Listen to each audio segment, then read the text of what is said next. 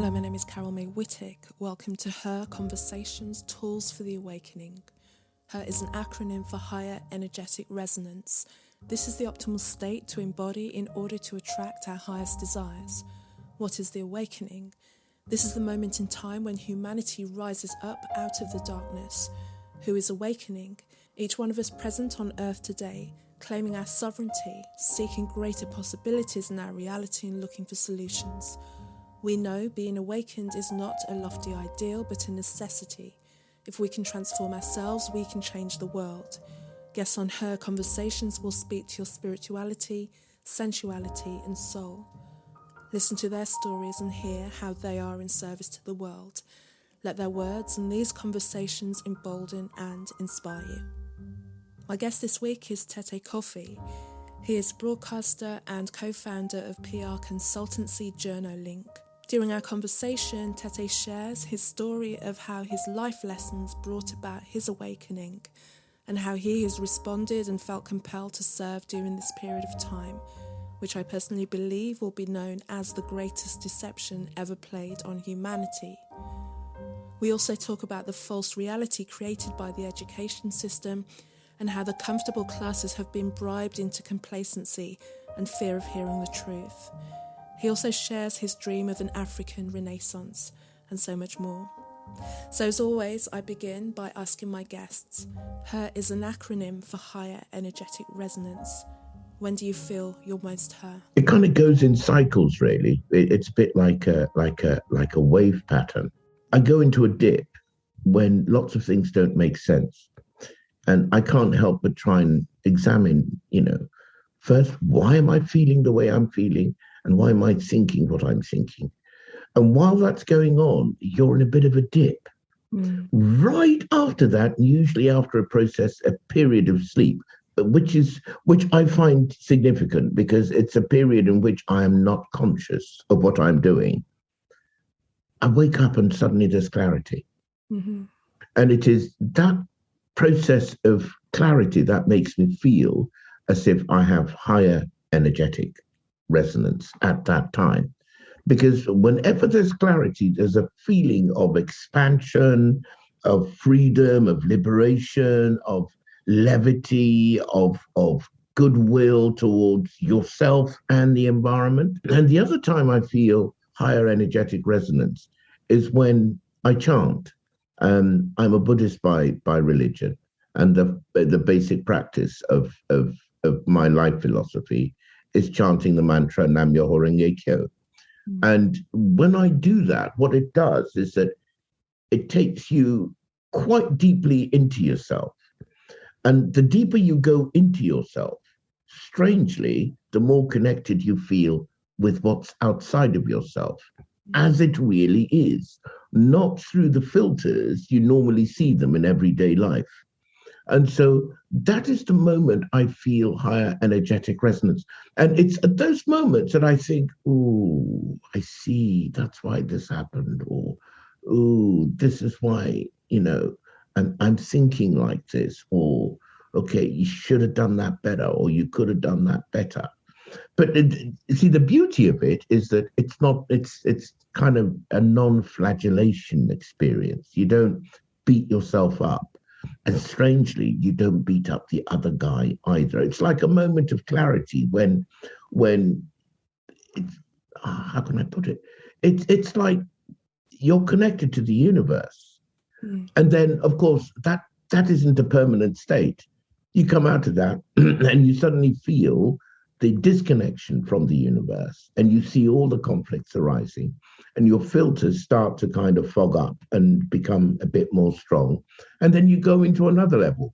But the point is this: once you have experienced that, what you call higher energetic resonance, you can't unexperience it. It's always there. And you can cut back to that position much faster in your next period when you're a little confused, a bit disassociated, usually because new and more information is coming in which you're trying to process. Mm-hmm, mm-hmm. Perfect, Ted. Thank you.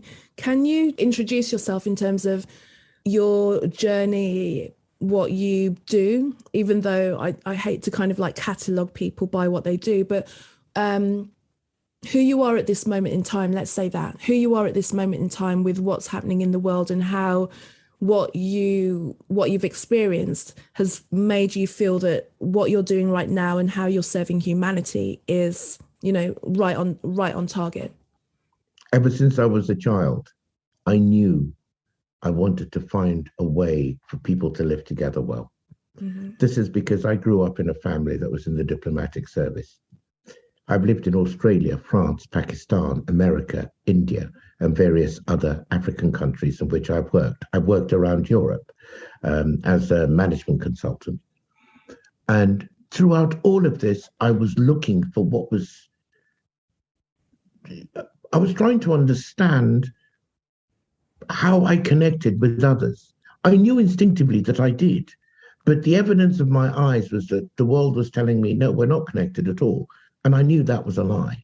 Mm. So I've always been searching for what it is that kind of blends us all together or connects us all together, hopefully in a positive way.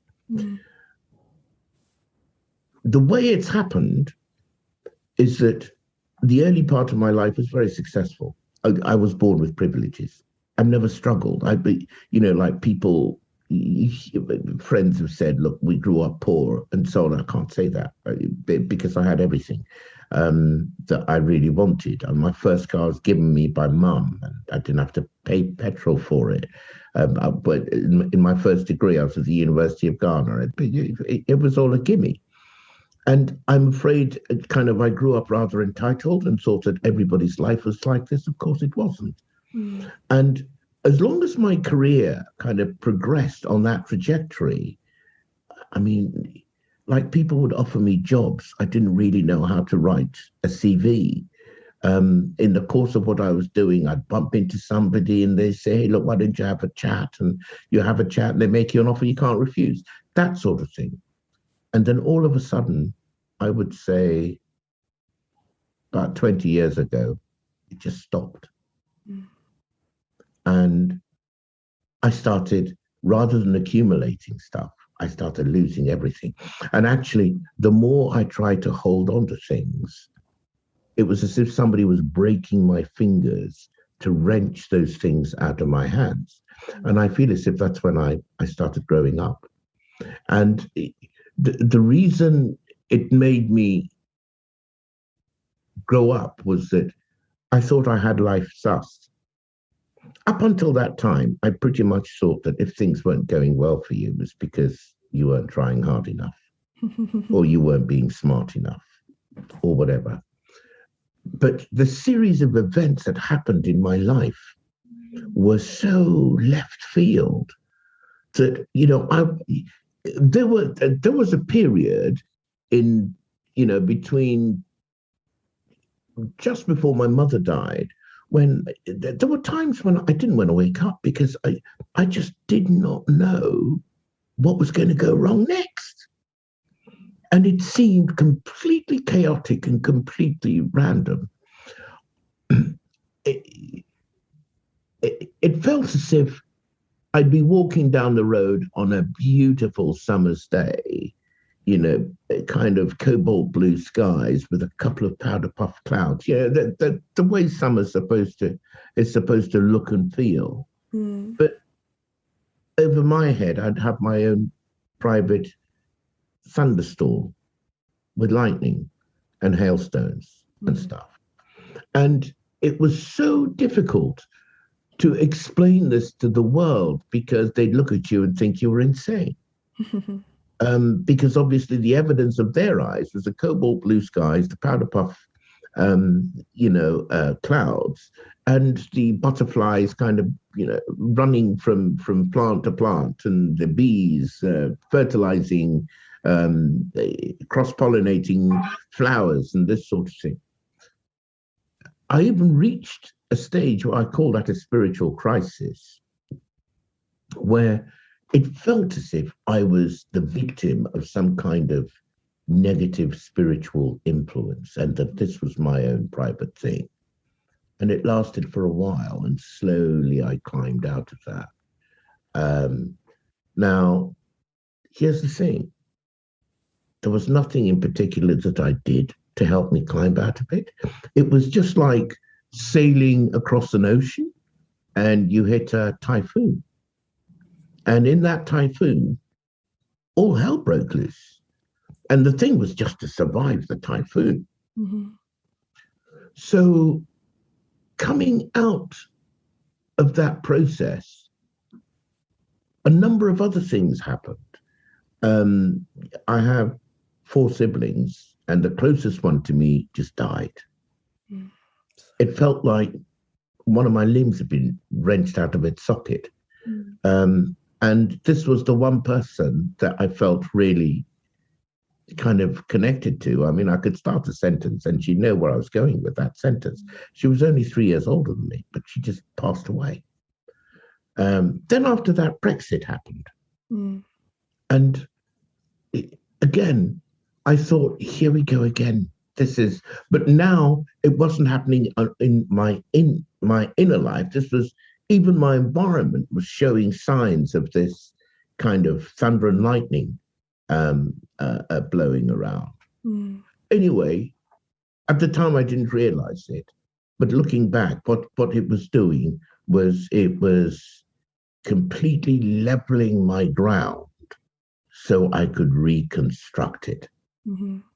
And I suddenly realized that I felt much more secure in myself, because myself wasn't based anymore on my family status, because my family has some status where I come from, on my social class, on the money I had in the bank. I suddenly started feeling my own humanity. Mm. And in that time, I started to really, really concern myself with what is humanity, what are human beings, and so on. So I felt as if over the last couple of decades, I've been put through this course of recentering my life to base it on what is really going on. So when COVID struck,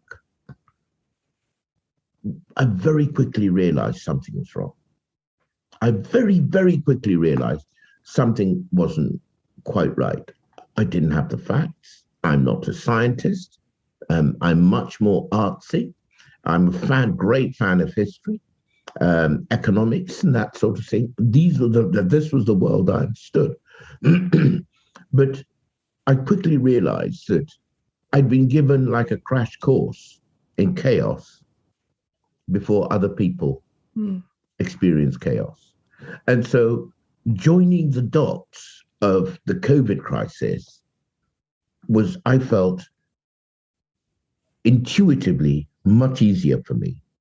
And I was looking at the evidence before my eyes and coming to conclusions. And what shocked me was that, oh my God, why can't everybody see what I am seeing? Mm. So to cut a very long story short, where I am now is that I'm in a place where I feel as if I'm a defender of humanity, as it is. Mm-hmm. Because all the trappings that I thought humanity was in my life had been stripped away already anyway. Mm. And so I feel as if I'm a defender of humanity. And within that, of course, you need a particular angle. I feel as if I'm an advocate for the renaissance of people of African origin. Mm-hmm. Because part of the old world that got stripped away was the phony values on which not only Europe, but Africa and the other parts of the world were all built on. And of course, for me, all those lies have been stripped away. So now I want people to stand up in the truth of what they really are as human beings. Mm. And it's like sailing into a storm, but I'm up for it. Thank you. And what it sounds like you described basically was a classic dark night of the soul. It's difficult to put. It's really difficult to put a name on it, but I mean that's what's happened to me. And I feel, you see, as a result of this, that I meet many dear friends, people I loved a lot. Talking with them, it's like talking to children. Now, you can't expect to walk into a kindergarten and have a conversation at your level with kindergarten students. It is what it is. It's their experience, their lived experience. It's what they're doing.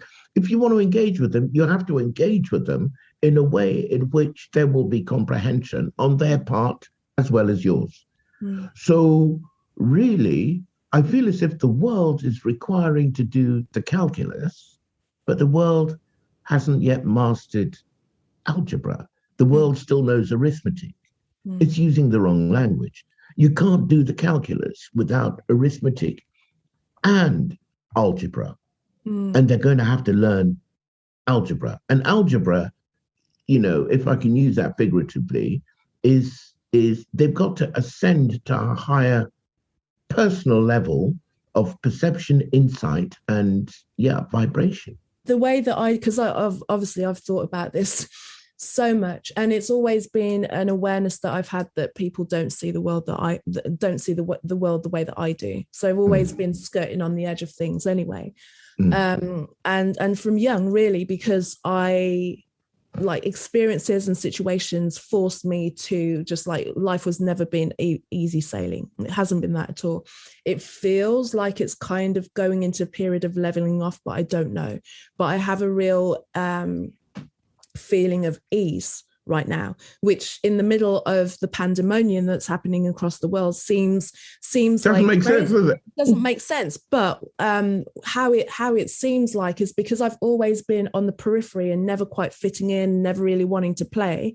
And then the world kind of got folded inside out, and suddenly I was like, oh, I get it. And like I'm on the inside, I'm one of the insiders now, as opposed to I was like, you know, never quite doing things. When are you going to get this? When are you going to get that?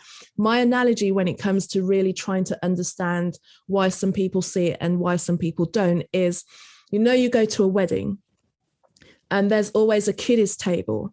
So everyone's in the wedding, everyone's in the reception, they're all in the same room, but at the kiddies table, they're just kind of having fun there. They're getting a bit of the cake. They're seeing something happening off in the corner. They don't really understand what it is that's happening and what is really going on and why they're all there. It just looks like everyone's having a big experience. So they're not seeing, one, that people are making promises, one, that in the corner, then there's these kind of corners of the family that are fighting. You know, you don't see all of the stuff.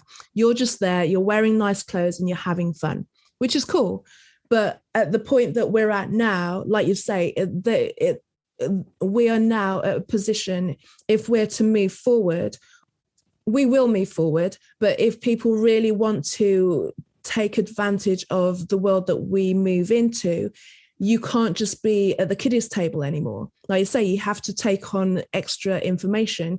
You have to move from basic arithmetic to algebra. You know, you have to be able to look at a formula and work out what X represents. And what X represents is not you just being told that 1 and 1 makes 2. It's like, well, what is X? If this is doing that and that is doing that, you have to start being able to suspend. Process the stuff. And for the most part, that's not what our societal indoctrination system has been about.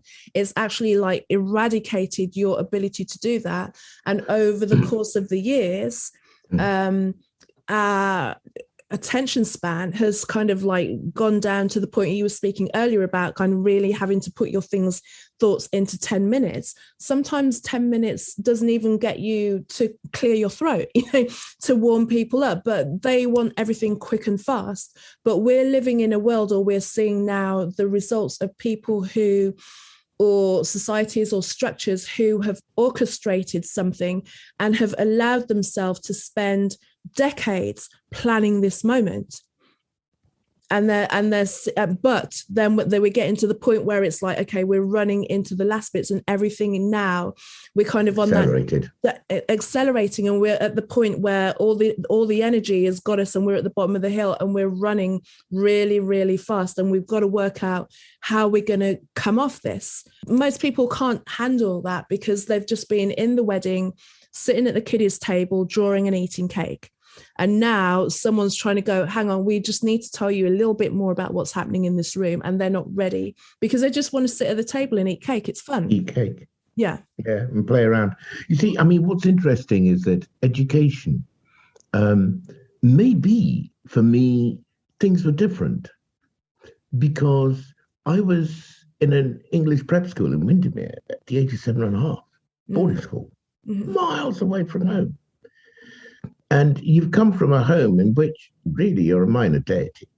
If not the Lord of Hosts, you're a minor deity. You get everything you want, you know, kind of parents, especially mothers and aunts and so on, they fuss over you and you're really important. And all of a sudden you're in this cold English boarding school, all on your own.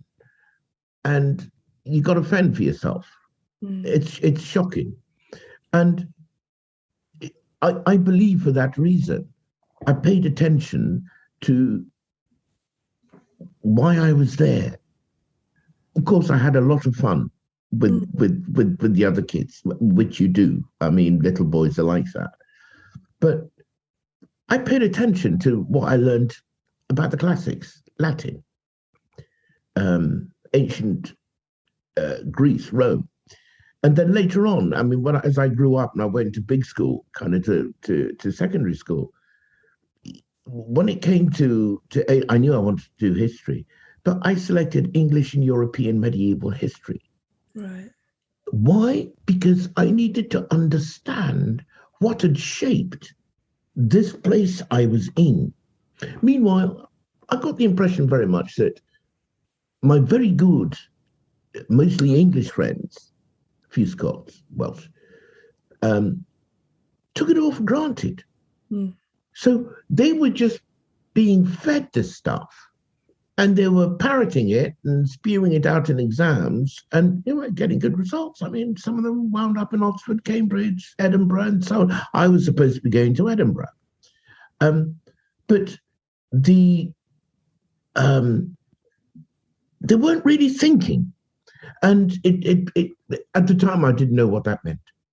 It is now, in a time of crisis, that I realized that I was sitting in a class with lots of kids who weren't paying attention because they don't even know their own history, their own culture.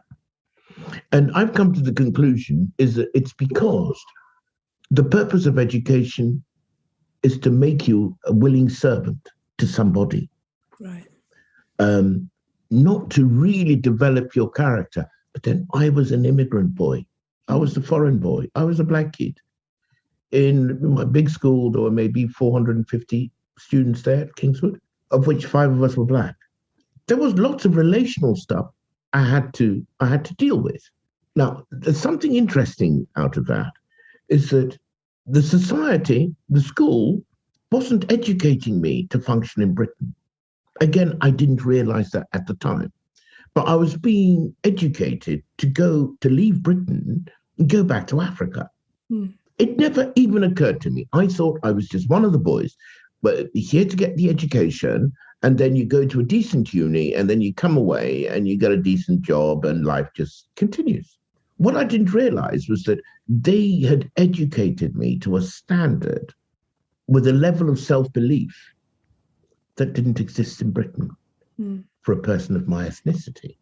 I was totally going to be a fish out of water. I didn't realize that. Fortunately, I went to Ghana right after, A-levels, did my first degree in Ghana, and then came back, which is when I did my second degree. It was interesting that I realized that to a point, everything I'd been taught was a lie. Everything. I'd been completely miseducated to be a black man in the United Kingdom because I had grown up with a self-esteem and a self-image, which made me like a regular white public school boy. How that clashed with society's image was that society wasn't prepared for the idea of a person who is reasonably pretty well educated. And in my case, I could back it up because I'd been all over the bloody world. That's when I suddenly realized that, oh my God, this whole thing has been a lie. And if they've been lying to me, they've been lying to my mates as well. Mm-hmm.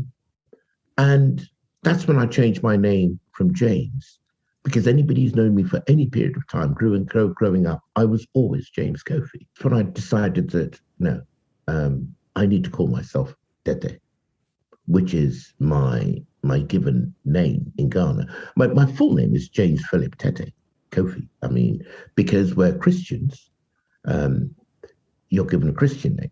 And James Philip was, in fact, I was named after a Presbyterian priest who was my grandfather's younger brother.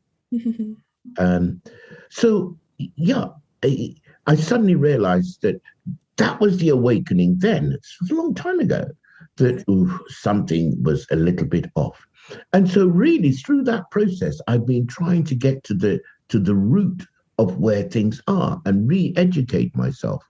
And when you've lived like that for a period, because it's taken me a long time, and you talk with people who just take everything for granted. Now, it's interesting, if I had grown up all my life in Ghana and grown up Ghanaian, I would have grown up with a similar attitude of privilege, and it would just have continued into society and so on. Because in Ghana, I felt no pain. The only pain I felt was cultural shock. Because in Africa, basically, you have to prove nailed on that you're a bad guy for people to treat you badly. And it's actually, when you come from where I come from, you have to struggle to be seen as a bad guy. It's hard work. You really have to be a bad person for people to willy-nilly, so facto, treat you badly. But here in England, the opposite was absolutely the truth. The truth was that you were constantly having to prove to them, hang on, steady on. I'm a regular Joe. I'm a decent sort of guy. I'm the sort of person, I've been raised to defend society. You know, I was commander of my school cadet force, air cadets. You know, I used to go flying chipmunks, and we learned how to shoot, and military exercises and that sort of thing. I mean, the whole kind of officer corps mentality is what was raised up in me, you know? But then later on you discover that, but not from you because you're the wrong color. Right. So all of these things kind of brought up those inconsistencies, and then the quest for what is the real truth comes about. And when you start to do that, you realize that there are two dimensions to this thing. One, you've got to get into yourself. You have got to identify who and what you really are. Most people are afraid to do this because they're afraid of what they're going to find. Right. They're afraid that they're going to discover that they are nobodies. Quite the opposite is the truth. Yeah. Because the more you get into yourself, the more you realize that each one of us are princes and princesses. We are kings and queens. But here's the thing, every human being is like that. And it is from this perspective, and you see, and it's not I'm a prince or I'm a king, not in an egoic way, but you think I'm a part of this grand universe. You know, I'm a light element of this fantastic masterpiece that is creation, you know? And the moment you start to think like that, the moment you start to look at the fellows around you and start thinking, steady on, but so are they. Yeah. So is he. So is she. And so on. And it's completely disconnected to ethnicity. And the more you do that work for yourself, the more you know, oh my God, what a massive lie has been perpetrated, not only in Europe, but on the world, because that mentality has been the dominant culture for the last 400 or 500 years. And that's when you know that, right, the battle is on. And the other people have been brainwashed so completely. You see, I wondered to myself, if I was Caucasian and I'd been raised with white privilege, I really, really wondered to myself how my reaction would be, because everybody is a virtuous person until they get the opportunity to steal. We all think that we're saints until the opportunity to sin with benefit attached arises. I wonder how I behave. I imagine the same way as most people of European origin behave, which is really kind of avert their eyes from what is unpleasant and just try and cling on, which is the very thing that makes them so vulnerable to the criminals and gangsters who are running our world these days. So with that being said, and talking about the criminals and the gangsters who are running the world, you've done your own personal work with all the people who are able to see on one level or another have been through a situation where they've really reconnected with themselves in order to be able to see the lies and the deception and the people who are doing it. So we realize, because we've tried numerous times, all of us have tried to try and bring truth and awareness to people who are still deep in the slumber, deep in the deception. How are you finding is the best way, instead of trying to force it on people, to be able to express that there is something going on?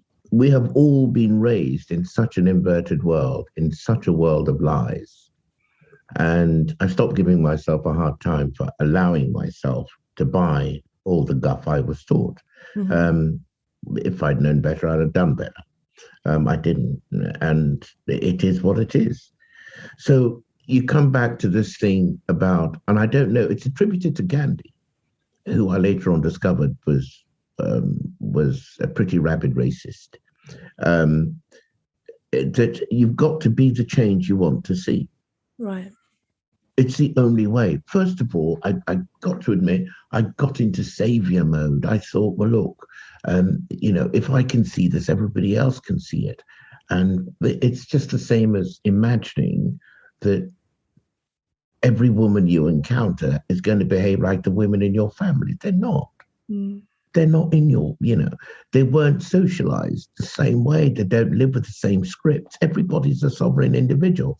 And so at first you think you're going to save them, and you realize that I can't help but share my observations of other people. I've met three types. The type who are so buried in the sand that they won't ever change their minds, you're wasting your time. The type who are open to the possibility that they've made a mistake but can't bear to face the truth. And then the third type are those who know they've made a mistake and are in permanent flight, which is a little bit like running away from your shadow. It's a losing game. You'll always come second on that one. So the conclusion I come to is that you just have to live in your truth and shine your light. I tell you one thing, people react to you differently. The way they react to you is that I feel that people, generally speaking, are nicer to you until you start to talk about this, the pandemic and the reaction to it and so on and so forth. And even if when that happens, like, with work colleagues and so on and so forth, at first they tried to get me to double down and kind of knuckle down to the social narrative that's going around. And I was just, I don't know how I did it. I was just said, no way. This and this and this and this is what I see is going on. They stopped trying to change my point of view. And knowing that they are either one of those three categories or whatever, for whatever reason, it's their life. My boundary is look, you make your choice, but don't try and influence my choice. And don't try and negate my support for anybody else who I defend for maintaining their choice. Don't do that. So the short answer is you've just got to live. You've got to live in your truth and do those two things. But one, do the work on yourself, because that is every day. You're making this journey into your higher self every day, and you go higher and higher and higher every day. And secondly, perceive how you need to be the light in your environment. So there's the inner and the outer dimensions to this thing, but basically it's a question of really kind of living the life, modeling the behavior. It's the only thing I can do. And it's interesting what you say about doing that inner work and shining the light. I think one of the ways that people have been pushed away from spending time in their own world and exploring their own world is by labeling it as selfish and uncaring and not doing things for the good of the people. But you're actually, and I can speak from personal experience, I'm actually way more sociable and way more useful in society if I have that time to actually regroup, if I have that time to really go in and work on all of my inner stuff and my inner world and really understand what it is that I'm who I am. And it's not an easy thing, as like you said before, people are afraid of what they might find. And you're going to find a lot of dark stuff. You're going to also have to explore areas that you're trapped and areas that you have been programmed, areas that you've kind of gone along with the status quo, be that the status quo of society or the status quo of your peer group or the status quo of your family. And a lot of the time, speaking again from experiences, there's a lot of toxic behavior that gets passed on and passed on and passed on and gets labeled as tradition, which is not actually helping. It's a very noble way of calling something which is often dark and for some people quite satanic. You know what I mean? And also I would say as well, if we really want to kind of contain it within the Black community, so many things that get called tradition that is evil, toxic behavior. Towards each other, towards within the family group, but then also in terms of the way that we perceive ourselves in society as, even with your privilege and even with your education, you get treated as not as good as because of the color of your skin. And people are surprised that you can string a sentence together or that they have this perceived idea. I've never heard a white person be told that they're very well spoken. Right. You can't imagine. I get that all the time. They just don't finish the sentence. And say for a Black man, that's what they really want to say, but that the end bit would be rude. But I've never heard of white, like Paxman or Clarkson or somebody say, "Oh my God, you're very, very articulate," and kind of. But it's just not something you say to people. But you would if a dog came up and they spoke fluent French, you would think, "Wow, your French is pretty good for a dog." You know what I mean? That sort of thing. But can I just cut into something else, because you just triggered it off? You're talking about traditions and so on, and two things arise. One is fear. My biggest enemy was always fear. Fear comes in so many different forms. One of them, for me, is fear of doing the wrong thing. It's huge. It's massive. There are all kinds of other fears: fear of loss, fear of loss of status, fear of popularity. Lots of them. But for me, one of the fears is doing the wrong thing.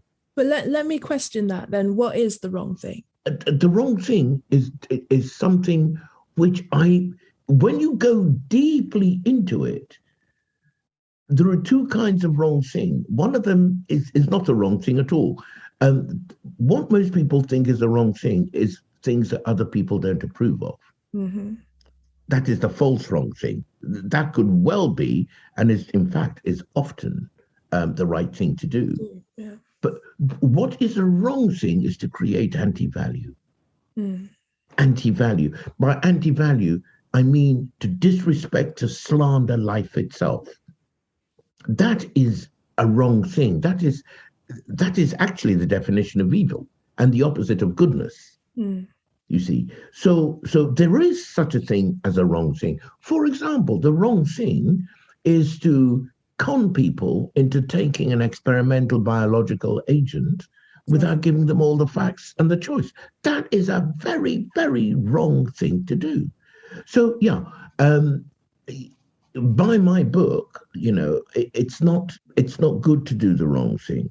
But the other side of this thing is the matrix we create, and it's the only way I can describe it. The matrix we create is shaped by our inner world. Mm.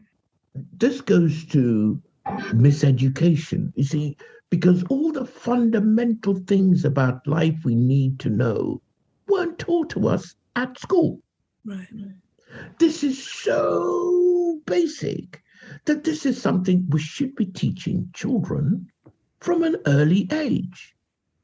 When you get to the stage where you've no hair and a lot of grays, if I don't shave, on my face, it's really difficult to row back against that. I mean, we've been taught, basically where I come from, like, if you're dreaming, this is culture, if you're dreaming, you're not a responsible man. You're a grown-up man. You spent fortunes on your education and this and that. You should be getting on with real things in the everyday world. Well, that's actually a recipe for making sure that people grow up thoughtless, right, and just repetitive, like little hamsters running around on their ring inside their cage. You see, so there are fundamental things, points of life, truths about life, which are completely occulted from everyday living. And Mark Passio does quite a lot of stuff where he talks about he is de-occulting, I would say disocculting, bringing into the light things which are actually swept under the carpet for most people. And so this process of coming out now, and dealing and living the life is that I've had to unearth occulted principles, right, just like this, that actually, if I'm projecting fear, it is an open invitation, guilt embossed invitation for somebody to come and oppress me. Mm. So if I'm talking about creating kind of a renaissance of Africa and Africans, it goes without saying that it starts, first of all, in my belief and in the mind. So when you say to somebody that, okay, I want to create an African renaissance, their first reaction may be go, are you laughing? Are you kidding? Well, China's buying up a whole of the country. It's got nothing to do with the price of fish. It has everything to do with the ideation I have of my future. I am liberating Africa just by my mentality. Mm-hmm. I am raising up people of African origin just by my feelings towards, that's where it starts. Mm. So basically my response to this thing is I'm creating a new world. I'm creating a new matrix. Mm. And it has no part for gangsters and criminals who, this is the other thing, you recognize they have such self-contempt for themselves. Right. That is why they do what they do. Mm-hmm. And the thing is, it can't be any other way. And yet they're still talking again about people who are not seeing it for what it is. And when you're saying these people are crazy, these people are evil, these people are criminals, that in their defense, and I'm using that, what I hear back is like, no, they just made a terrible mistake. No, they made the calculations were off. No, it's just incompetence on their part. And it's like, you don't make mistakes on a level like this. You don't make, and if it was just one country, then sorry, maybe, who are you talking about? Are you talking about the gangsters, or are you talking gangsters. about the gangsters? The gangsters, and the fact that people don't see the gangsters because they can't believe that there would be a structure like this. But one of the things that is so telling is this is happening worldwide. It's happening on every country and everywhere, even places that it just doesn't make sense for it to happen. And I remember when this thing first kicked off, and I was standing outside a supermarket and watching. At that point, we didn't have to wear the face diapers. That wasn't the suggestion.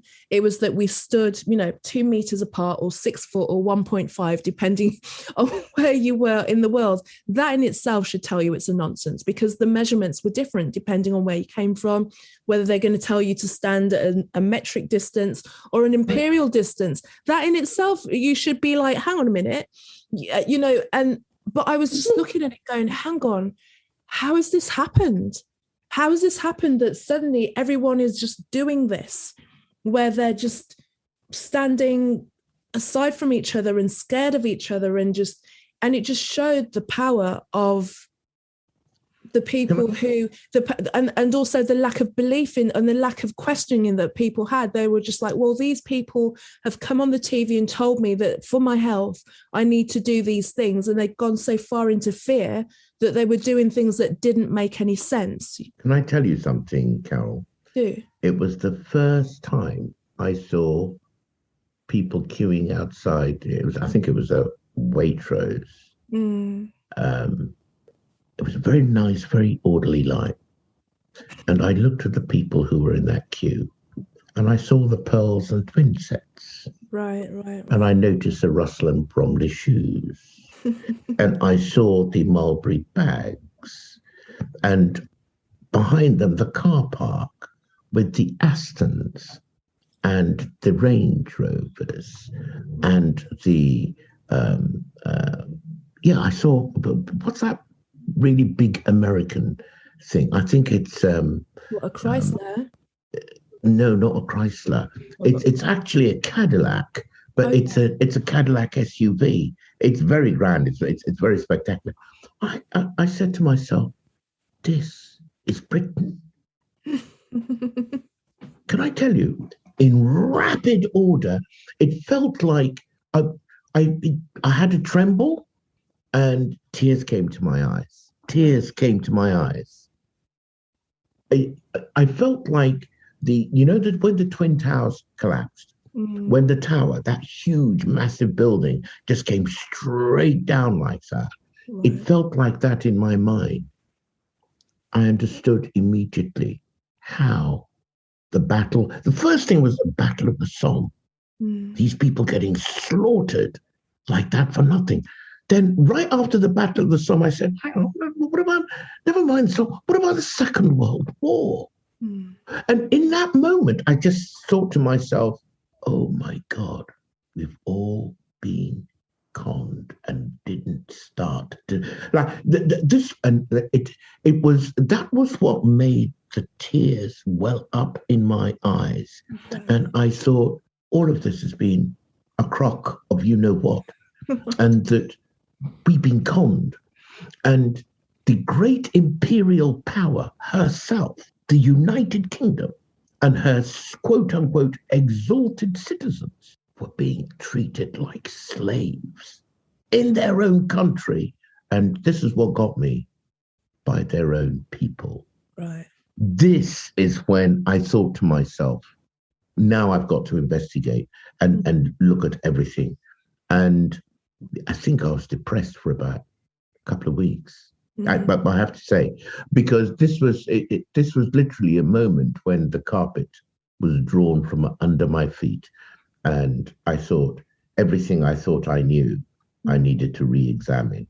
And see, when you wake up like that, You can't ever go back to sleep. It's impossible. Not if you're a sentient human being. You cannot go back to sleep. And I thought to myself, you people have humiliated your. How could you stand this kind of humiliation?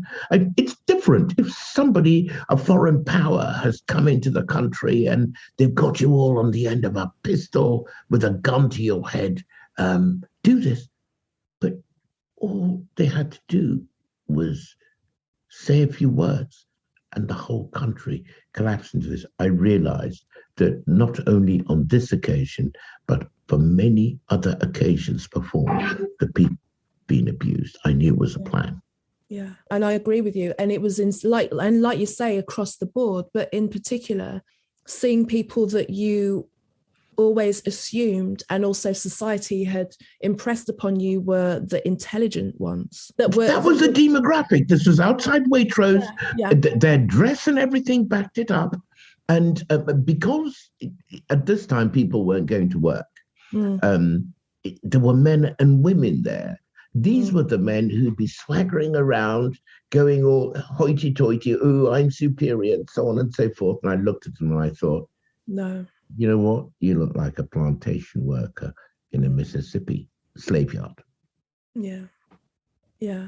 It's then you see that nothing is worth anything, that education isn't worth the paper that it was written on, or the debt that you got yourself into it for. Because then when push comes to shove and we are literally on the brink of working out what we're living for, that you see what people are living for, and you realize that the majority of people are not living for anything other than the perception and the approval of external forces. Because if you were really coming at it from a core point, you wouldn't allow that to happen to you.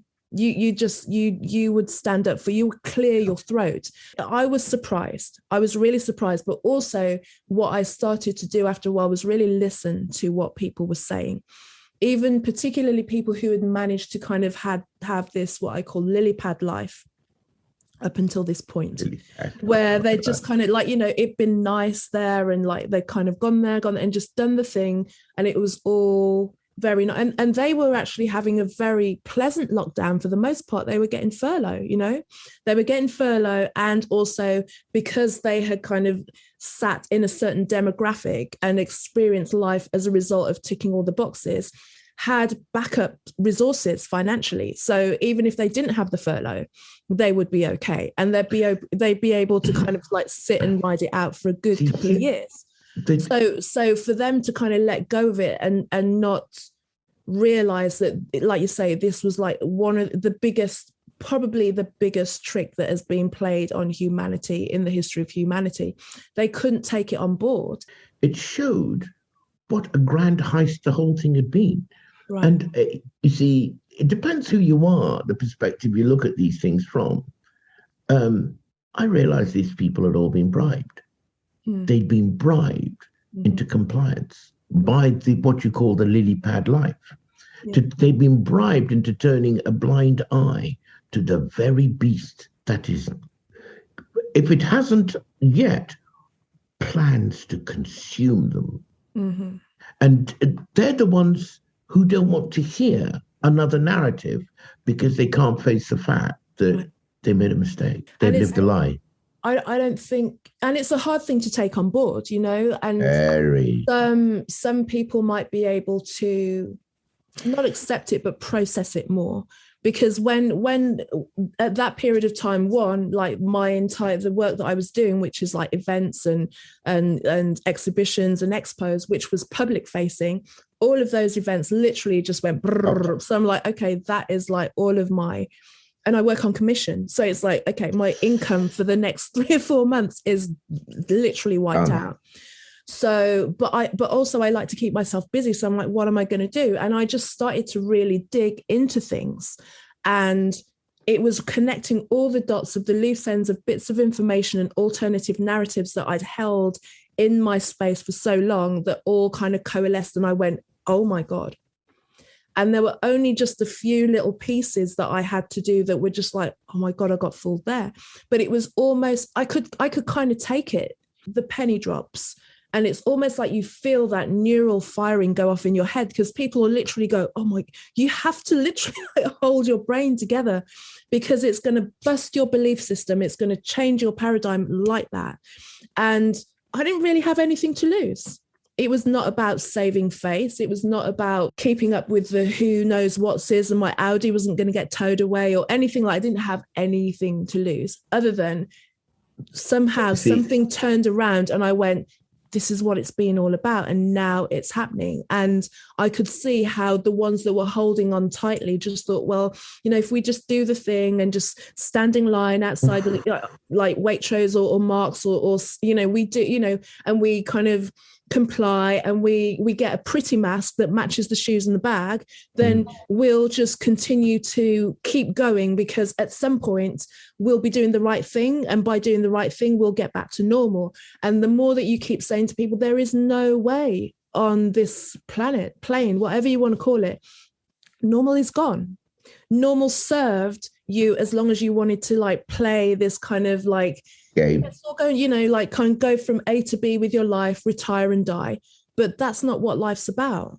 It's never been about that. And we've been, like you say, slaves in a system, and people are waking up to it. And now we're properly seeing what the reality of that is now, and they don't want to believe it. And this last, it's like an intelligence test. It's like a spiritual test that if you can't put together why someone is trying to really force your hand on something that you know nothing about in order to save you, if you just simple questions, simple things would fall apart. Anything that is not true falls apart with very basic questions. You don't have to be complex about it, because I just kind of look at certain things, because then when it seemed like we were going to be free, some Freedom Day that was coming up, I'm talking 2020, not even 2021. Can you believe 18 months of this joke?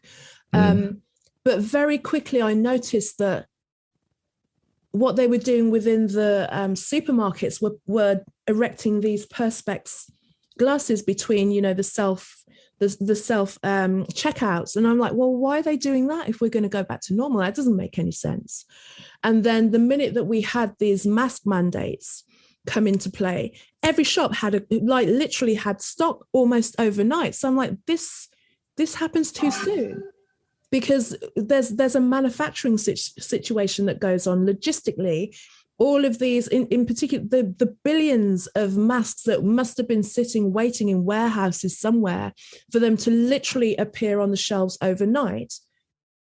How does that happen? You know, and when I was trying to have a conversation with someone going, like, think about this logistically, take away agendas, but think about it logistically. How quickly, the minute it got announced on the media that we needed to wear these, you were able to get them in the shops almost instantly. Why? Look, you know what's funny? We all come at this from different perspectives. I'm an institutionalized guy, kind of with a background in news. And I look at structures and how they work with each other. And by observing that, you see how things plug and play. The first question I asked myself was, what about conflicts of interest?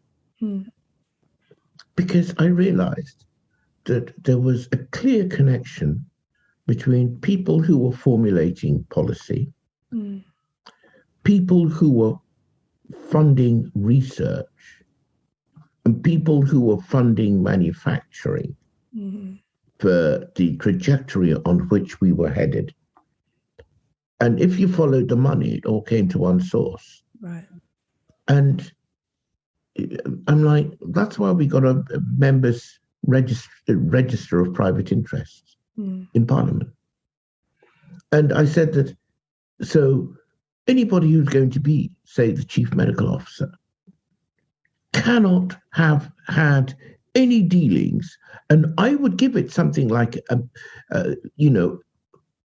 minimum of 5 years from taking up office with any agency that had funded his personal work. Mm. Look, if I've ever funded you for £40,000, I own you. Okay, there are ways in which I can hurt you. If you don't kind of play ball with me, let alone rising up into the millions.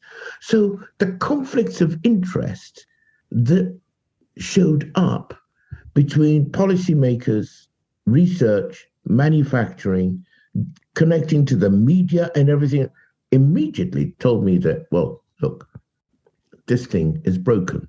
Mm. Then the next thing that came up for me was, why is there so much censorship? And it's not censorship of kind of pets and avantis either. It's censorship of some of the world's most acclaimed scientists Right. being told, being deplatformed, and so on and so forth. I'm like, okay, there's definitely got to be something here to see. Then I started noticing that stuff was vanishing off the internet. Mm-hmm. That there were certain characters on whom you couldn't find any adverse news. It literally had disappeared because there were things I'd seen on the internet before. They'd been scrubbed clean. The internet suddenly got scrubbed clean of certain bits of information. And that again was a cause for worry. Now, I think that if you're a serious person, you've got to ask yourself questions about why the censorship? Why scrubbing clean information sources? What about the connections between policymakers, researchers, manufacturers, and certain industries, and so on? Everybody knows that it's got to be wrong. Then I started looking at the doctors. Now, at first, in the early part of 2020, my doctor friends were very, very vocal on Facebook. Then they all went silent. I believe for the simple reason that most people saw through them and they didn't have the courage to come out and say otherwise. So on so many levels, people who are ignorant of what's going on, I feel, are willfully ignorant. And if they're not willfully ignorant, then something else is affecting their cerebral processes. Something else is going on. There's willful ignorance because there are people that I know that if I speak to them, they know all's not well. Yeah. You know what I mean? You like, if you still think that you've got a functioning brain cell or two, right, you keep looking at this and thinking it's all right, but are just unwilling to kind of go into stating what their point of view is, and not understanding that it's not just about playing whack-a-mole with points of view, like debunk. That's not research. That's just you trying to push things out of the way that are trying to show you what the truth is. But then also there is a deep level of mind control and trauma-based mind control that has taken on the entire world. And people, like you say, are in that fight or flight. In fact, I don't even think people are in fight or flight mode anyway. For the majority, I think the most of them are in freeze and fawn mode. They're stuck like the rabbit in the headlights, and they don't know what to do. They're not able to formulate or think because you're showing them facts constantly, and they're not even able to see it apart from repeating those taglines that have just, they're specifically designed to be very quick, short, sharp kind of things, stay safe, hands, face, space, safe and effective, blah, blah, blah.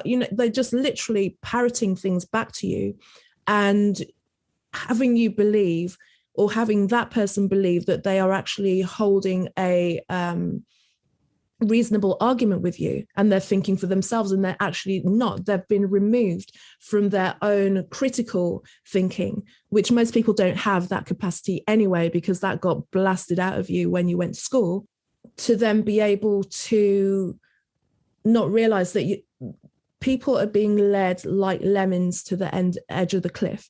And for a lot of us, it's hard to see. you know, even though we realize we're going to have to step back and allow people on their soul level to experience what it is they came here to experience. But there are lessons that we need. And like you said, you went through life lessons that kind of jolted your reality. And then you built yourself up from that again. And that's what's happening for those who are able to see it on a mass level, that your reality is being shaken. The opportunity for you to really learn about the world that we live in is here, because the information is there if you choose to look at it and stop listening to the people that tell you it's crazy conspiracy. And it's a re-education on absolutely every level. It's a re-education on what you believe history to be in itself, because once you start to look at the narrative of what we believe history to be, that in itself has been falsified. That in itself is fascinating, because then you realize that humanity hasn't been this kind of just Neanderthal basic animal. The abilities that we have as human beings have always been there, because some people can kind of leak through and seep through and do these things. There is so much to discover, and a lot of the clues to that still exist around us, but we get told a certain thing. And the truth, you know, will very easily fall apart with basic questioning. You don't even have to be critical or try and be clever with what you're going to ask about things. But if you just look at certain things and go, why do I believe that? And how is it possible? Even with buildings that we get told got built in certain time frames. If you want to go down, you know, if you ever want to go down a rabbit hole of history, if you look at certain buildings and they say, well, this person built that building at this point in time, you're like, okay. And most of us will go, yes, you know, and then when we take the exam, we kind of fill it in and we get an A, B, or C, and we're considered, you know, learned in that topic. But if you then apply a couple more questions to that story and say, well, if I got told that this got built at this time, what were the materials that were available? What was manufacturing like? What was the population like? If you start asking questions about that, you realize that a lot of what we got told about history in itself is a lie. And then it's like, well, what is the reason to change the narrative? And usually the victors kind of will shift the narrative to their own ends. So the reason that the story gets changed is because obviously there was more power in humanity at that point. And for some reason, they lost the power, or the power got shifted away from them. And that in itself, those things are the things that we need to kind of like start to investigate. And yeah, the criminals and all this kind of thing. If we think, why would they whitewash history? Why would they lie about this? Why would they tell us about that we're stupid, that we're dumb, that we need to pollute ourselves? What is the purpose of pushing us down? The reason to push someone down so far is because they're powerful. Those are the things that we need to remind ourselves of. And especially with this inoculation that they're trying to bring through for people, is if you can just look into it a little bit further and understand the level of technology that is available and is working on this planet already, this is the last attempt really for us to remain human. And to remain human is actually way more powerful than what we've been told. What I find interesting is that sometimes you reach a certain stage where you need other information to make sense of what it is that you've got. And it's when you're seeking that other information that you realize that a lot of stuff has been taken out of the public domain, which should have been in the public domain. But it's not been taken out of the public domain by accident. It's been taken out of the public domain willfully. Right. So, for example, to make people feel weak, inferior, incompetent, and so on, there are certain things about the human psyche you mustn't tell them. It is only through the research I've done in the last 4 months, say, that I've started to question the very nature of human life. But then this nature of human life has been known for a long time. Actually, it's been hidden between the lines of much of the Buddhist philosophy that I myself have seen. But it's always been presented as something which is a little bit out there, it's not real, and so on. So knowledge of human life has been reduced to the very small spectrum of events, which are mostly controlled, in my opinion, by the left-hand side of the brain, the mathematical, the computational, the iterative, the kind of calculus-based explanation of life. And it is almost something which is robotic, downplaying the power of creativity. Now, that is something we clearly have, that the criminals, as I call them, would love us to either not use, not believe in, or not deploy. And it's so, this whole process is actually like a call to action for humanity to use its full resources, not just 2% of the resources that those who have controlled our educational curricula and so on and so forth would like us to keep using so they can exploit us. So, when I bring this to Africa, for example, I notice that the kind of religious philosophies and so on, as they have been taught on that continent, was really to prep the continent to lie down supine while it was raped by other people.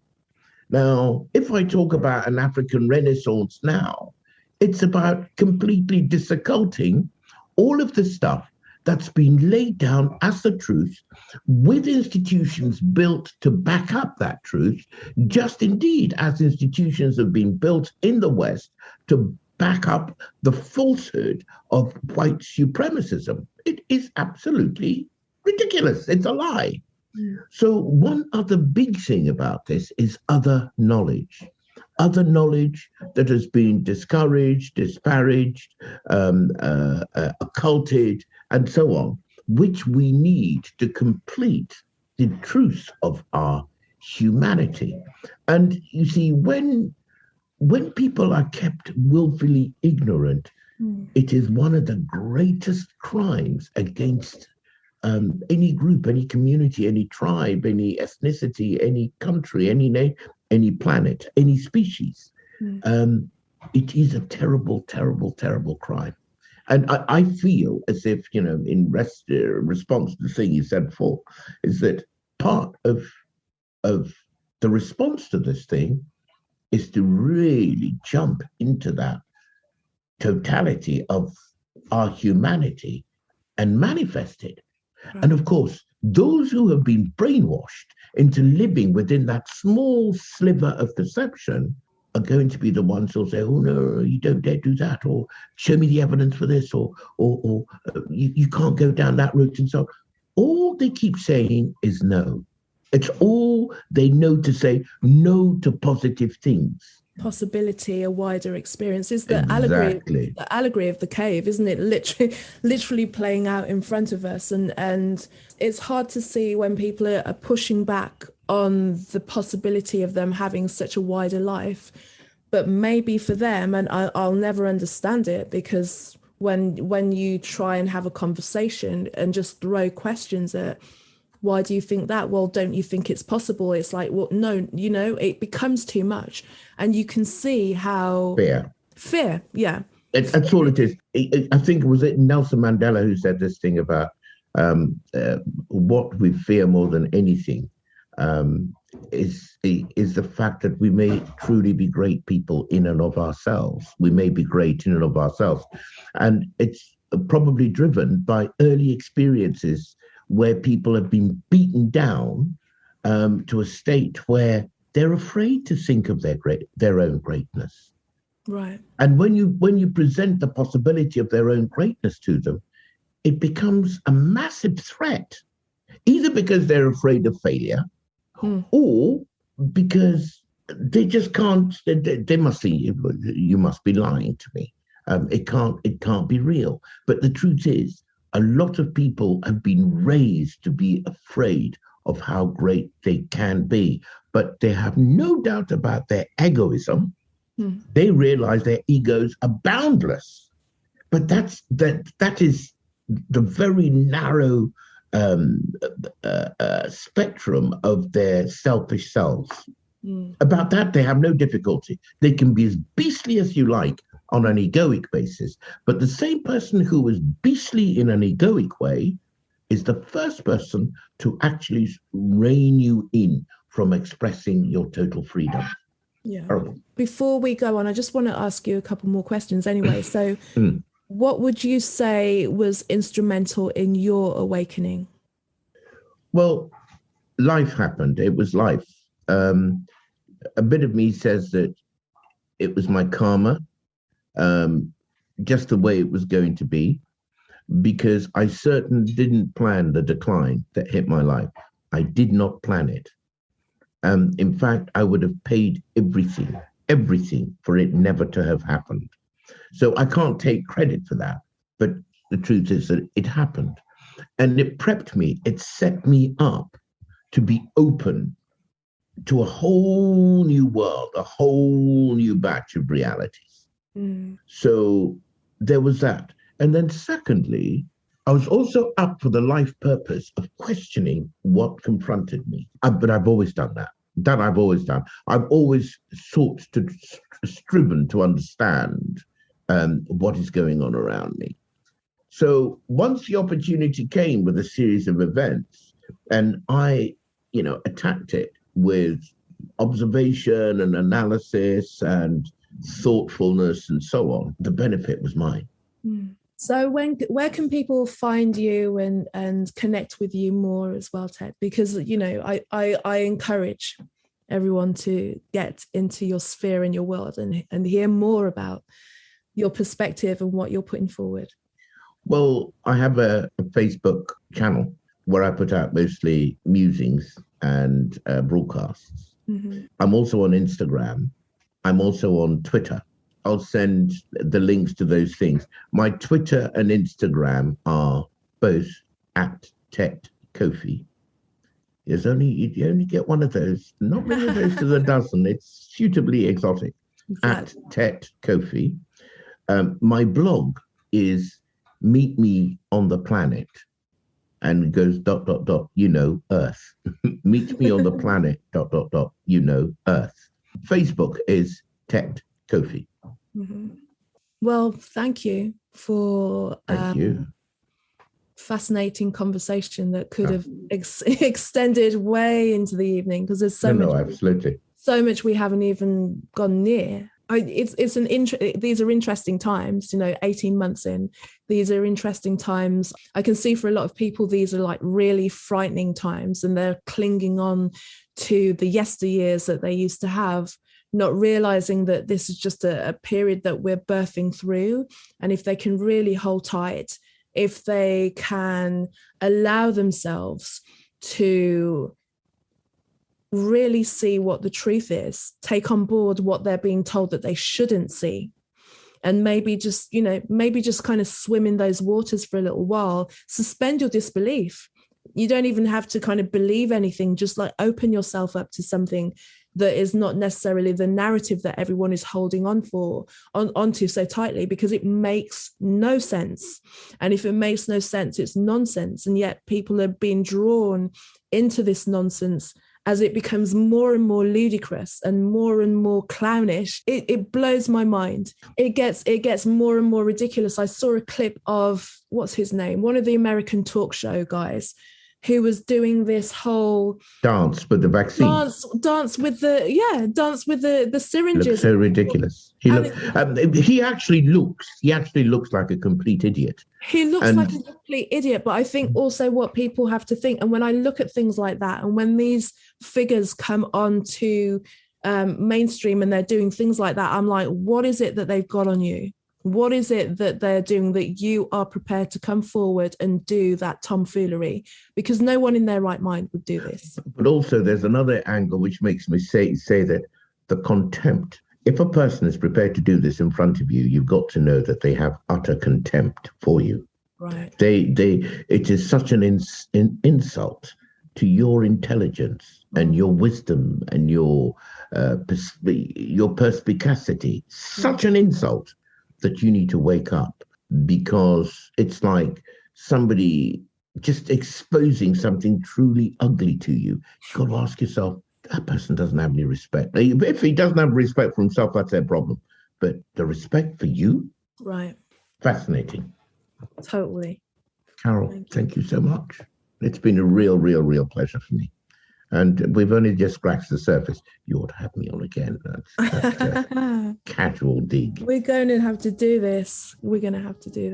Okay. Thank you, Tet, for stimulating conversation, and thank you for listening. You can find out more about me on my website, carolmaywhittick.com, carolmaywhittick.com. And also I'm on Twitter and Instagram under Casmic, CAZMICK, on Facebook as Carol May Whittick. So as always, I wish you a good week and look forward to connecting with you in the next episode. Take care. Thank you.